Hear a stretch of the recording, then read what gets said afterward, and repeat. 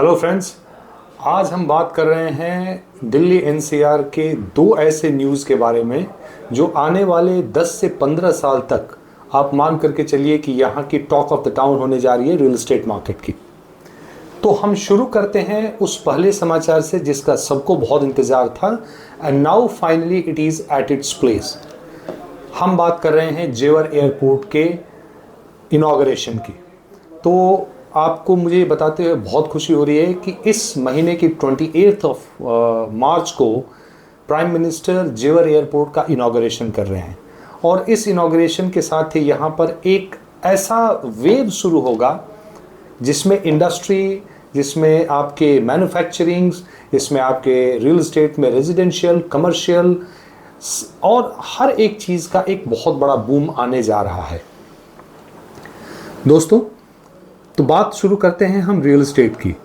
देखिए, real estate में हर जगह एक स्टोरी फॉर्म होती है, वो स्टोरी स्प्रेड होती है और वही स्टोरी इन्वेस्टर्स और एंड यूजर्स के बीच सेल होती है उस पूरे एरिया के मार्केट को ग्रो कराने के लिए। तो जेवर एयरपोर्ट, जो कि भारत का सबसे बड़ा एयरपोर्ट है और वर्ल्ड का 4th लार्जेस्ट एयरपोर्ट है, वो 28 मार्च को अपने इनॉग्रेशन से गुजरेगा। एंड आफ्टर दैट हम ये मान के चल रहे हैं कि इस पूरे एरिया में एक बहुत बड़ा बूम आएगा। सबसे बड़ी बात है कि आज के डेट में यहाँ पर जो बिल्डर एक्विजिशन लैंड्स का कर रहे हैं या जो लोग करने के इंतज़ार में है या जिन्होंने अपने प्लान्स को पोस्टपोन कर रखा था, उनके लिए ये एक बहुत बड़ा मौका आने जा रहा है। सेम कंडीशन आपका अप्लाई होगा इन्वेस्टर्स के लिए। तो जो इन्वेस्टर्स सोच रहे थे कि हम रियल एस्टेट में यमुना एक्सप्रेसवे पे कब इन्वेस्टमेंट करें, जो कि यमुना एक्सप्रेसवे मैं बता दूं वैसे ये दिल्ली एनसीआर का सबसे ग्रोइंग माइक्रो मार्केट है। तो इस एक्सप्रेसवे पर जो जेवर एयरपोर्ट का एक प्राइम सेंटर है जहां से हम जेवर एयरपोर्ट को जाते हैं, यमुना एक्सप्रेसवे से जुड़ा हुआ है ये। इस पर इस इनॉग्रेशन के बाद रेजिडेंशियल, कमर्शियल, इंडस्ट्रियल, मैन्युफैक्चरिंग हर चीज़ का बहुत बड़ा बूम आएगा। तो वो इन्वेस्टर्स जो अभी तक सोच रहे थे कि हमें कैसे इन्वेस्ट करना है यमुना एक्सप्रेसवे पर, कब करना है और हम कब इसका बेनिफिट सबसे ज़्यादा उठा सकते हैं, तो I am just saying them that this is the right time to invest on Yamuna expressway.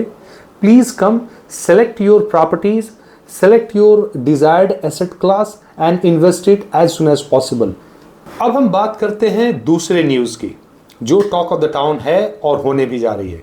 Adani एक बहुत बड़ा ग्रुप है और आज उसकी क्रेडेंशियल पूरे इंडिया में एस्टैब्लिश है। साथ में दिल्ली एनसीआर में, गुड़गांव मार्केट में they have done remarkably well. NCR के इस माइक्रो मार्केट में यमुना एक्सप्रेसवे पर पहली बार Adani realty will come with its project. और जितना बड़ा लैंड पार्सल है यमुना एक्सप्रेसवे पर जो जयप्रकाश एसोसिएट लिमिटेड का था, इसमें हर तरीके के एसेट क्लास आएंगे।